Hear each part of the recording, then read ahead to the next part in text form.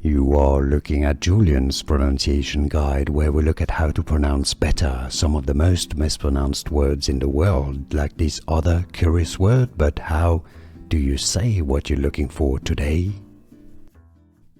Let's learn once and for all how to pronounce this word correctly. Yes, it's one single word, but it has two very different pronunciations, British English and American English. So the British or the UK people, but also in other countries like Australia, they say adult with a stress on the first syllable, ad, and then alt, adult. Although, yes, the Americans, once again, are back with a different alternative pronunciation.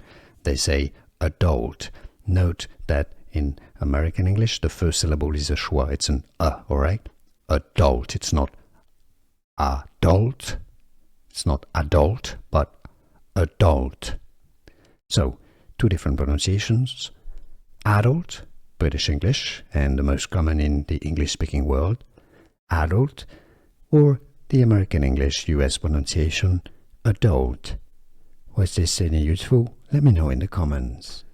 Here are more videos on how to pronounce more confusing words and names too many mispronounced. Like this video if you found it useful. I appreciate your support. I'll see you soon and thanks for watching.